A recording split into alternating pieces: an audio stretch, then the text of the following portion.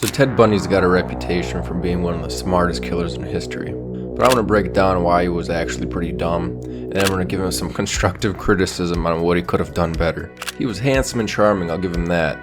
But let's not get that confused with smart. So what's his high score? Well, officially, and we're only going by the confirmed kills, his body count is 20, minus the 2 that got away, so his net total high score is only 18. And he was only killing women, which is like easy mode. He wasn't man enough like John Wayne Gacy to go after men. And I know I'm coming off as a bit disrespectful, but it's the internet, so get over it. Ted was born in Burlington, Vermont on November 24th, 1946, home to a single mother. And that's her first red flag.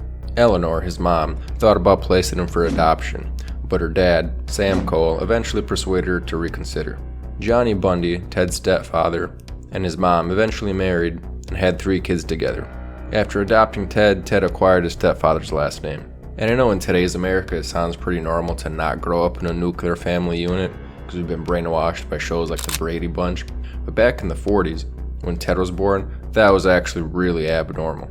And due to his inability to comprehend interpersonal relationships and admission that he knew nothing about creating and maintaining friendships, Ted chose to live a solitary life during his formative years. It's a wonder how he got so charismatic when he got older.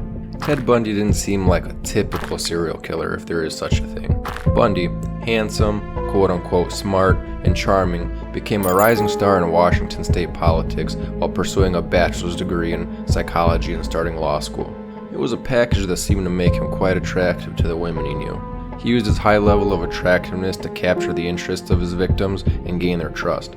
Ted didn't have his first real relationship until 1967, when he was a student at the University of Washington in Seattle, and he met Diane. She was from a wealthy and well-respected family in California. And let me tell you, fellas, those California girls will get you in trouble. He was quoted as saying, "My friendship with Diane changed me in a way that will last. She dresses beautifully and is a very pretty girl. Very friendly, nice car, great parents." So that wasn't too bad for the first girlfriend. Their college romance sounded pretty normal, even idyllic. Ted was also reported saying, "We spent a lot of time in her car going places. Kissing in the car, we whispered sweet words, and said how much we loved each other." So there's the first couple of red flags. Who doesn't get their first girlfriend until college? He's supposedly charming and handsome, so what gives? And being raised by a single mom and later a stepfather gave him some mommy issues for sure, which we'll get into later. Ted, I think I know what's going on with you. You've had a problem with your mother because you were born out of wedlock. She withheld who your father was. You've never forgiven her. And that has a lot to do with what you're doing in terms of taking it out on other women. He immediately opened his eyes wide with anger. He wanted to kill. He immediately started trashing his cell, throwing things about, and he grabbed the shower rod, which was welded in place. He ripped it from its position, which meant a lot of power. Diane was interested in Ted because of how he used words. He could say anything on the spot, and it would sound good, which is probably what drew him to politics. He sent wonderful letters, he put a lot of weight on a person's skills, intelligence, and how quickly they could think. Ted also lost his virginity to Diane while working on Dan Evans' campaign for governor.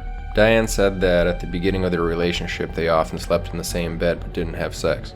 After graduating and not getting into any of the top law schools on his list, he was admitted to the University of Puget Sound.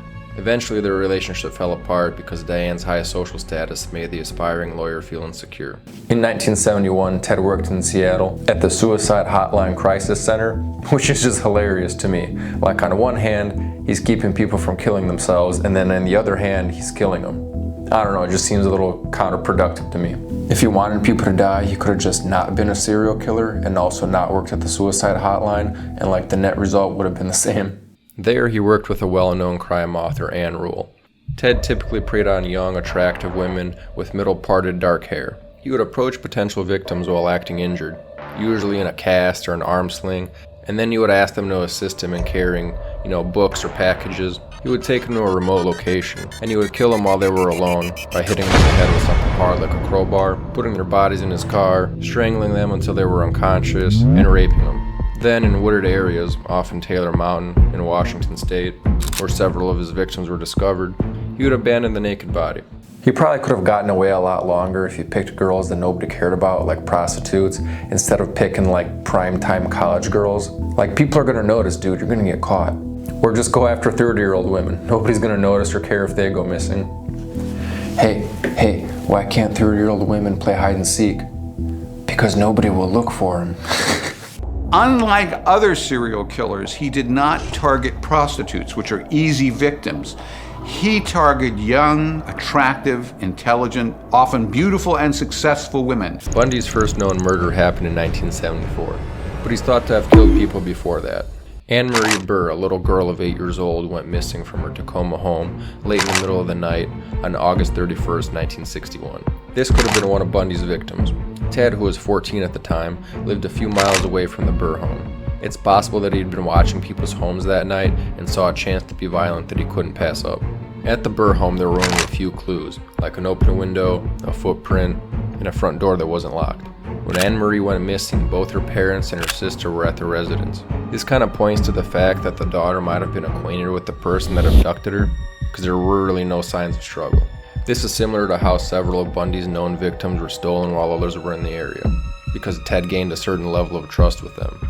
It's possible that Bundy encountered Anne Marie while delivering papers or visiting his uncle who lived in the area. Ted always denied that he was to blame for Anne Marie's disappearance. He even denied it when Anne Marie's mother wrote him before his execution to ask for answers. And I tend to believe him, because at this point he had really nothing to lose and no reason to lie since he was going to be executed anyway. And at this time Ted was admitting to more of his crimes to try to extend his execution date, because he thought the prosecutors were going to let him live longer so that he could help find the bodies for the victims' families. He even said there were more victims than the ones he was officially linked to. So when he says he didn't kill Anne Marie, I kind of believe him. But it is still possible that he'd been killing people since he was a child. Ted didn't get away with his crimes for long. He was caught in the middle of one of his killing sprees in Utah in August 1975. When the police stopped Bundy, they searched his car and found things he used in his violent crimes. They sent the info to police in Washington, D.C., and his victims in Utah and Washington were finally linked. Ted was arrested on suspicion of being involved in 19 disappearances. Police couldn't put the murders on Bundy because they couldn't use the DNA or surveillance to prove it. Things were a little different in the 70s. It was a lot easier to get away with stuff. Carol Duranch was the only one of his victims who could testify about what he did. Bundy was found guilty of kidnapping and beating her in February 1976. He got between 1 and 15 years in state prison. At the time, he was using the same MO for every victim and he was being sloppy. He would introduce himself as Ted, using his real name, lure him to his Volkswagen Beetle, and kill him in the woods. So now there's a police sketch and everybody's looking for a guy named Ted with a Beetle. First off, why would you use your real name? Why? People who knew him were calling the police tip line saying they knew a guy named Ted with a Beetle that fit the description. If he made up any name, he would have lasted a lot longer. Then he didn't get rid of his Beetle till way later, and he didn't even vacuum it before he sold it. They found strands of different victims' hairs in the car. If he was smart enough to be even a little careful, they would have never caught him, because as stupid as Ted was being, the cops were being even dumber. Even though people were calling in about the description, cops were ignoring the tips because Ted looked like a clean-cut law student. Cops were like, people are dying out here, should we look into it? Nah, it's fine, it's probably not him. So we'll see that the only people stupider than Ted were the cops. Because even once they caught him, their stupidity didn't stop. They let him escape. Twice. It was like a battle between Dumb and Dumber, I swear. Plus it was the 70s, everything was easier to get away with. You didn't have surveillance cameras everywhere, people didn't have cameras on their phones, forensic DNA stuff wasn't as good. If you tried any of this today with his sloppy tactics, you'd get caught in like 2 seconds. So after he got caught, during this time, Ted was doing interviews, denying all the rumors about him, and people, especially Bundy's friends and family, believed him. Police were trying hard to find evidence against him, but they didn't have enough to charge him with all the murders. In January 1977, he was moved to a prison with stricter rules, but they didn't have enough time because Ted was set to get out of jail in June of 1977, and since he was a law student, he decided to represent himself, which meant he could use the jail library to study his case. So while he was in the library, he escaped through an open window. Can you imagine the conversation between the guards about the window? Like, hey, we should probably lock that window, right? I don't know. We should probably close it though, right? I mean, this is a prison. So after escaping, you think Ted would go to Guatemala or Southeast Asia and disappear, right? No. Ted steals a car and gets pulled over for driving erratically. So he gets sent back to prison not even a week later. And you think after their first fuck up, the cops would make extra sure he doesn't get out a second time, right? Well, he quickly found another way out of the room, through the light fixture in the ceiling. And even though other prisoners were warning the guards that Ted was climbing around on the ceiling, this didn't tip him off that they should do something about it. So nothing was done about his second escape in January of 1978, where he climbed through a light fixture he ripped off the ceiling. You see what I mean about Dumb and Dumber? So Ted is on the loose again, and he doesn't leave the country. He goes to Florida State University to be exact. There was a sorority row at Florida State, and he started killing girls there on January 15th. He got a log from the yard and started hitting women over the head with it until he satisfied his urges. So he attacked 4 women. 2 were killed, but the other 2 were just knocked out. And that same night, Bundy goes back to the scene of the crime and starts attacking more women at the campus. The girls called 911 but didn't know who else was there or what had happened to their roommate, Cheryl Thomas. Thomas wasn't killed, but she was hurt in a way that will never heal. Her jaw and head were broken in 5 different places. Like, after Ted escaped twice, don't you think some of the cops should be held responsible for those murders? Like, their negligence caused all these extra women to die that didn't really need to die. If they just did their job right, Ted wouldn't have been free to kill all of them. After those murders, he killed 1 more person before the police finally caught him again. Unfortunately, the last person he killed was a 12-year-old. Now I hate women as much as the next guy, but what did the 12-year-old do? When the police caught Bundy, they found the IDs of FSU students and several stolen credit cards in his car. Again, now he's just hoarding evidence against himself. It's like, how do you not have enough evidence at this point to just give a guy a life sentence? When Pensacola police checked his license plate on February 15th, 1978, they discovered his car had been stolen, and one of his victims had marks that looked like teeth marks. So again, not very bright. He's leaving teeth marks on his victims when he knows they can just look in his mouth and match the dental records. The sad part was it took the cops a while to figure this out, and only after Ted was hinting at it. Did they even look the bodies over when they found them? And then he would say, the evidence is there. You just can't find it. And I thought then, I know what he's referring to. He signed one of those bodies. This was Ken's eureka moment. He used his teeth and clamped hard twice to leave a signature. Bundy again defended himself with the help of a few lawyers, but it was all for nothing. In 1979, he was finally found guilty and sentenced to death by electrocution. A judge in Miami today followed the jury's recommendation and sentenced Theodore Bundy to die in the electric chair for the murder of 2 co-eds. Bundy is the 136th person under death sentence in Florida. Ed Rabel reports. After 10 years on death row, he finally saw death. He confessed to a shocking number of murders, 36 in all, though some investigators think the real number could be higher, but the official number is only 20.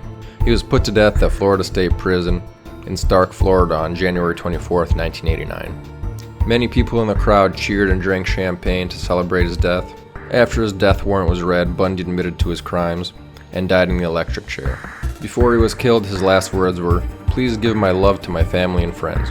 Bundy thought that if he confessed, the governor of Florida would let him stay alive so that he could help find the bodies of some of his victims, but he was wrong. All his appeals had been used up, and the governor's office ignored his request for a stay of execution. Investigators think that Bundy could have killed up to 100 women before he met his own death. Hey, we got to the end of the video. This channel makes high-quality documentaries on the famous, infamous, and the interesting. If you want a video on a certain topic, leave it in the comments and I might just put it on the to-do list. Hit a sub on it and never miss a new video.